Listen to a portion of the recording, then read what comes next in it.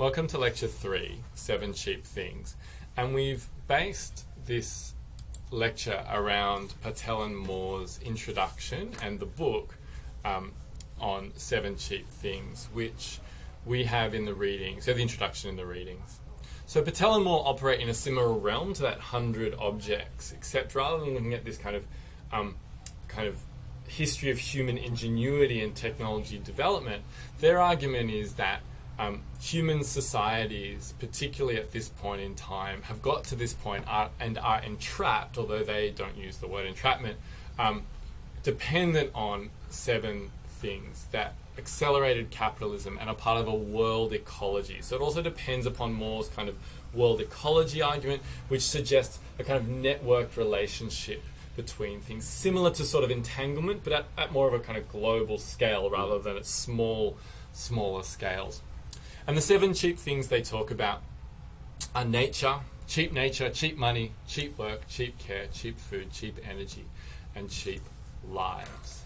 These are almost kind of meta categories of things. If you read the introduction and read the book, they're enabled by technologies, particularly technologies of extraction, of turning them into consumer goods, of allowing long distance trading and purchasing and work and migration. And to global networks to transform human societies. And so all of those things have their own logistics and infrastructure that are part of them, each category, but also interrelate. Yeah. Exactly. Yeah, yes. Exactly. And so that's why it's more of an ecosystem than sort of silos. And their cheapness is the main organizing principle of the argument. Without reducing the cost of these, the cost of capitalism is sort of hidden because of their cheapness. So a set of strategies to control a wider web of life. Now, I'm going to do something that I find quite radical right now. Do you want to make a comment while I prepare myself? No, go for it. I'm going to read from a piece of paper, which I will recycle. Such a lot of it. I know. This is from the introduction, and at the beginning on page 3, they give the example of chicken. So, the chickens we eat today are very different from those consumed a century ago. Today's birds are the result of intensive post-World War II efforts drawing on genetic material sourced freely from Asian jungles, which humans decided to recombine to produce the most profitable fowl. That bird can barely walk, reaches maturity in weeks, has an oversized breast, and is reared and slaughtered in geologically significant quantities, more than 60 billion birds a year. Think of this relationship as a sign of cheap nature. So this is where they first try and kick in the first of those 7. Already the most popular meat in the United States, chicken is projected to be the planet's most popular flesh for human consumption by 2020. Should be able to fact check that now. That will require a great deal of labour. Poultry workers are paid very little. In the United States, 2 cents for every $1 spent on fast food chicken goes to workers, and some chicken operators use prison labour, paid 25 cents for an hour. Think of this as cheap work.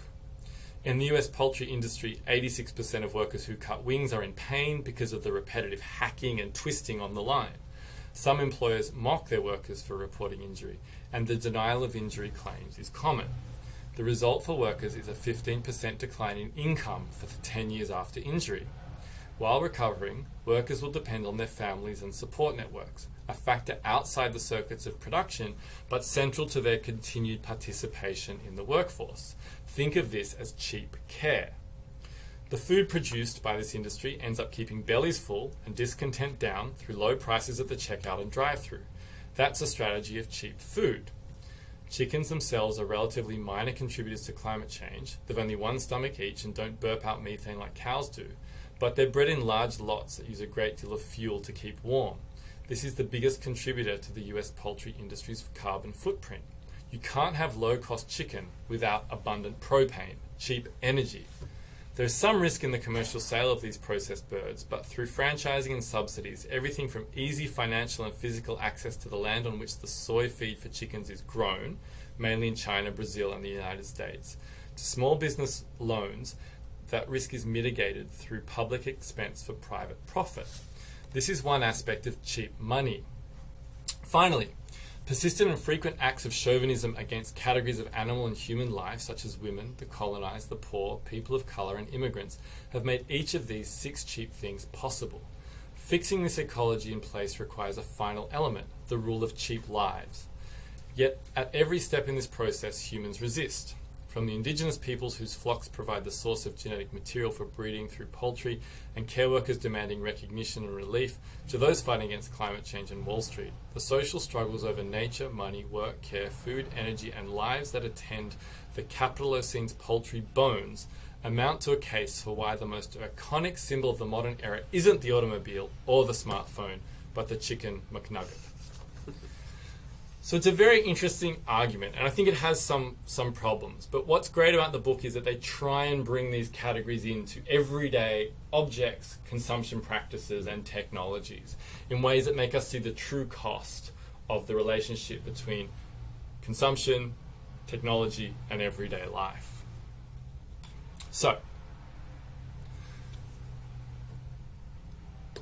Patel will want us to look beyond the relationships between just labour and capital, themselves exploitative and problematic, despite more than a century of labour rights movements, many of which have been undermined and become unpopular, systematic upheavals and union-run governments and even union-run empires at certain periods in time, such as the Soviet Union.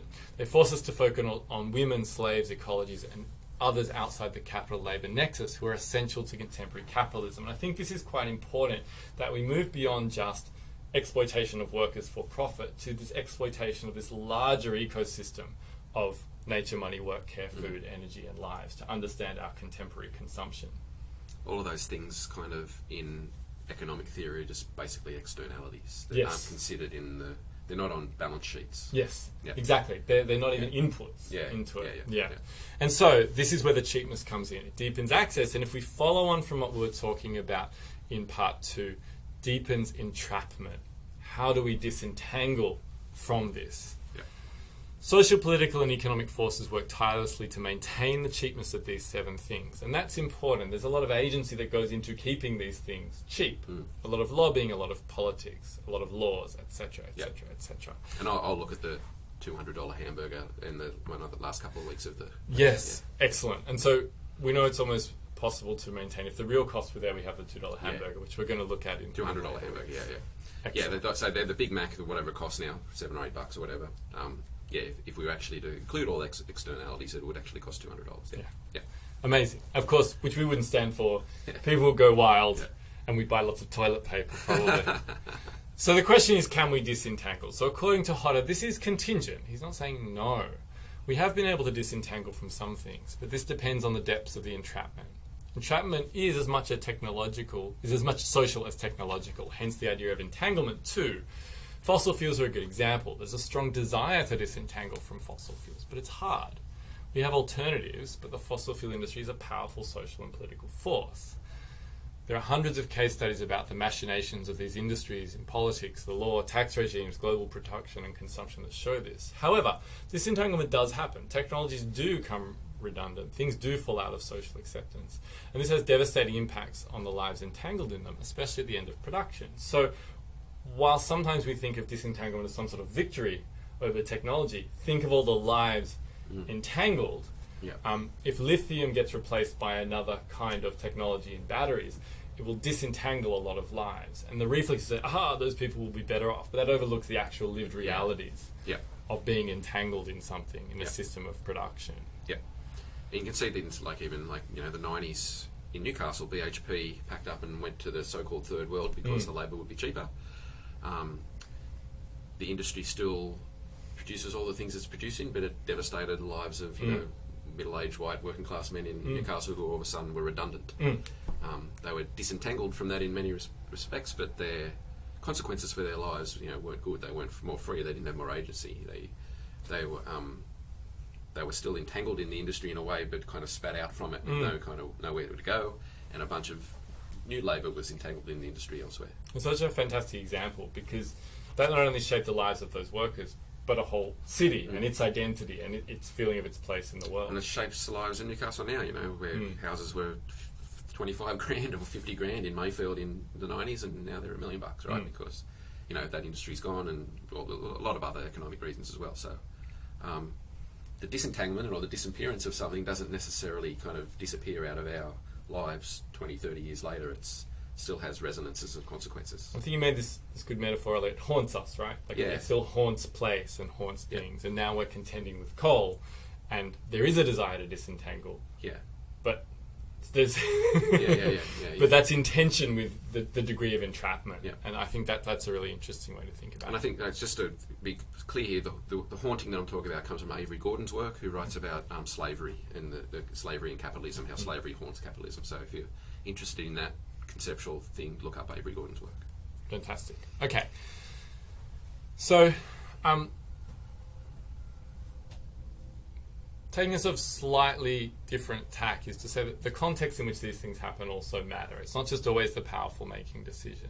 So I'll give you a much more mundane example. It seems like kind of less consequential, but it's an important one to sort of show the other way in which disentanglement sort of can happen or not happen. And I think that cinema is a really interesting one. So the death of cinema has been proclaimed for 70 years, since people started having televisions in their houses, especially when they started having video, DVDs, streaming, and more recently COVID, which prevented people from going to cinemas, have all predicted to lead to the demise of cinema as a redundant technology and a redundant experience. And there's certainly been changes, don't get me wrong, to how cinema is produced, how it's financed, the ways it's viewed. There's certainly been radical changes to that industry. However, people, all in different parts of the world, still desire a shared viewing experience. You can replicate some of that online, watch parties, etc., etc., etc. And despite the availability of content anywhere, anytime, there is still a desire to go to the cinema, to see something, to have that experience, even if you're generationally removed from its kind of golden age spectre. Yet in some cases, technological change has affected cinema, such as regional and rural towns, and even Newcastle has no cinema in the city anymore. You have to go to malls outside the city. And we'll talk about the mallification of stuff later on in the course as well. Yeah. Exactly. Yeah. And so what's interesting about that is that here's something that looks like it should have become redundant, it should have been disentangled, but it persists and perseveres. So what's interesting about that, though, so I was thinking, previous stuff we were looking at in the course is that I hate the movies, but I love watching stuff. Yeah. So I don't see. Yeah. So it's interesting in terms of our dispositional orientation towards these things and taste and technology and stuff like that. Is that our own tastes kind of relate to our own feelings about these kind of things. I don't see watching things as a communal experience, and don't want that to happen.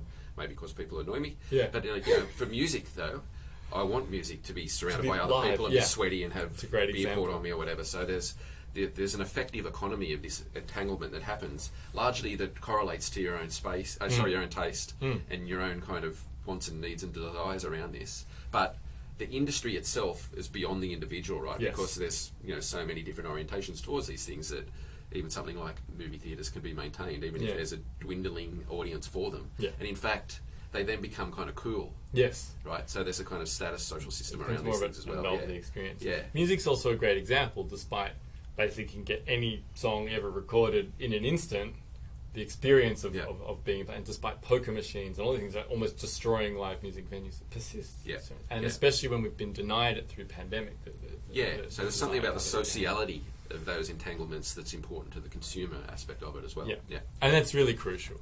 I wanted to just give a short example that goes off in a slightly different direction, but where cinema has become redundant, but not for reasons of technology, but for reasons of the difficulty of having that sociality. So in Imphal, which is a city near the India-Burma border where I worked for many years, looking at cities and low-intensity armed conflict, it's a city that was really well known for its beautiful Art Deco cinema halls. There's 7 of them throughout the city.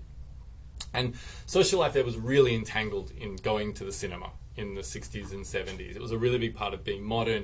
It was a really big part of kind of the city developing. But they fell into disuse during the 80s and 90s because of the insurgencies. So there was lots of curfews, people had to be off the streets by 5, violence and kidnappings, and so it made going out at night too dangerous. So they fell into disrepair. Hindi language cinema was banned, so that meant a lot of Indian movies, which were the main ones that would be shown on those screens, were not able to be shown because people were afraid of consequences of showing them. So the cinemas ended up becoming used for different things. The one in the picture is actually now an evangelical church. I went in there. It was part of some revivalist movement. And others are used, one of the most famous ones is used to store secondhand clothes for the local market. Another one, Imphal Talkies, has actually become a theatre for live plays. So it's moved back to a pre-cinematic kind of sociality and use now that things have got back to normal and it's peaceful. What's interesting is that by the time the city became safe enough for the cinemas to resume the cinemas, most of them were in a really bad condition, and smaller video halls had taken over, which are much cheaper. You just have a 10-seater, 10 portable chairs, and a small screen. And they'd taken over, showing pirated DVDs and stuff that just came cheaply across the border. So what's really interesting there is that a technology and its kind of entanglement was paused because of larger social conditions of violence and curfews. And then when it got resumed again, other technologies had kind of taken its place. So whereas cinema persists here, it's redundant there for much bigger kind of social factors. So disentangled from one technology in the time in between, society and viewing and kind of consuming media became disentangled in another. Even when social conditions allowed the cinemas to go back, the cost of putting them back and making them function again as hubs of social activity was too great. And even the area in front of it, you can see, has become a bit of a wasteland because it's not really used anymore. And that's common throughout the city. And the small car, you can see there's a paramilitary vehicle probably gone in there to extract a bribe. Anyway, so I thought that was an interesting example of how it can sometimes be the social context that causes the redundancy, not just the technology becoming. In terms of the space here too, like when we'll look at gentrification in detail in the course, I mean, what often happens too is, like, say an industry moves out, the place gets really run down, but often then poor people move in and they do really creative things. You know, it's where art and music and film and stuff being produced, and then, you know, it becomes cool, and then it becomes too expensive for those people to live there anymore. They have to move out, and kind of boring middle class people move in. And there'll be a gentrification week. We'll look at that, we'll look at that in some detail. And it's pretty interesting that Imphal Talkies, the pride of the cinema in Imphal, then became a place you go in there and you watch plays. It's quite remarkable that it has become a really creative place for running things with just light bulbs and, you know, no big stage lighting and stuff. It's fascinating. All right, finally, we're just going to talk a little bit about the possibilities of disentanglement. And so I think perhaps the best way to think of disentanglement is at scale. So by that we mean thinking of it globally is challenging and difficult. Thinking of the way the 7 cheap things structure a world ecology is important, but becomes difficult to see how disentanglement might be possible. Yet some locations disentangle from cars, for example. Some cities actively try and disentangle themselves from cars. Whereas at the same time, other cities are becoming entangled in the car at speed, really rapidly, really quickly. There's too many in too short a time. So following Patel and Moore's thesis, disentanglements would be violent and chaotic for many, but the question is really who wins and who loses. Or as Matthew Huber argues, there's a link there to his review of 7 Cheap Things. Who is dependent on the chicken nugget? Probably not the book's authors. Many people depend upon cheap food as part of their responsibilities of care and consumption for their families, etc., etc., etc. Definitely relates back to what Miller was talking about. There's a kind of snobbishness around that Absolutely. kind of stuff. Like, don't you know it's bad food and it does this? Yeah, I think it's important to point out that at this stage, like, it's easy for us to talk about this stuff in the abstract, but we're fully entangled in it as well. I mean, absolutely. When I mentioned boring middle class people in the previous slide, it means people like us. Yes. Like, you know, like it really does. So, and I suppose that's important to consider that, like, you can be reflexive about all this stuff as much as you want. You can know all about it, but you can't. You live in society, right? You can't just kind of opt out of it. So, the politics of it, in that sense, is both important and fraught, but often ends up being a form of self-righteousness that doesn't disentangle anything from anyone, except yourself, if you can afford it. If you can, or if you can rationalise your own, you know, unethical behaviour through it. And it's a great point, and I think that to the next point, disentanglement is uneven, and some people can actually afford to disentangle and some can't. Some people with independent means can go live off the grid with solar power in the hinterland of Byron Bay, but most people can't. We still depend upon... and the people that can afford to do that have normally set themselves up over, you know, become old retirees that have already gone through all this kind of stuff. So, that's it. And so a question about, for us at this moment, is that, you know, with pandemics and conflicts and wars that have affected food supply, you know, are we witnessing a degree of disentanglement with big delays to shipping and shipping channels? Maybe we're just seeing scarcity and shortage, but it is something to think about going forward through this course. Is, you know, have events over recent years weaned us off some of our dependencies, or is that only something we don't really see much? We're protected from a bit here, and it's more the case in other places. And how we're really coping with this, I think, is a good question. How are we handling reduction in supply, increasing cost of materials and food and construction goods, etc., etc., etc. And so anyway, I'd like you to I think, close by giving us a sense of like your experience of your own challenges of as I was telling Duncan earlier, I've been teaching a version of this course for like 10 years now. It used to be called Consumption Everyday Life. It used to be face-to-face. And one time I gave the lecture, I suppose this is an example of the entanglement, disentanglement thing I'm talking about, that knowledge in and of itself and even practice isn't enough, because I gave this lecture on waste to like a room full of 80 people. Jumped in the car, had to pick up stuff to make dinner on the way home, forgot my recycle bags. And I remember like feeling this kind of mix of guilt and self-awareness and anxiety that maybe a student would see me in the lineup with all my shopping stuff getting plastic after I'd just given this kind of lecture about all the wasteful aspects of consumer culture. So, I mean, the systemic kind of entanglement thing that we're talking about this means that it's almost impossible living in places we do not to be kind of bound up in these things, even if you kind of fundamentally disagree with them, even if you want them to change. That's not to say that it's not worth trying, and we all should strive to do it, but it's also a way of thinking about that very notions of what agency may mean in a situation like this. You can have certain levels of agency to adjust your own behaviour and do the right thing, but the systemic things in terms of things like sustainability and waste that we'll talk about a lot more in the course are happening in ways that are kind of beyond our immediate control, mostly at the production end, by the way, which we'll talk about as well. But so the good green consumer is definitely something to strive to do. Again, we'll talk about that in the course as well. But it's an impossible kind of ask to be able to do it on your own. There has to be fundamental, systematic political changes. So this is a kind of tension that we're looking at throughout the whole course. Yeah, that's a really nice way to bring us back to dependency, and the possibilities of disentanglement and breaking entrapment. And as much as there's a consciousness and a will for certain things, even collectively in society, often the machinations of the powerful make it difficult. Look no further than Australia's attempt for a mining tax a decade and a half ago. All right, we hope you enjoyed this week. See you next time.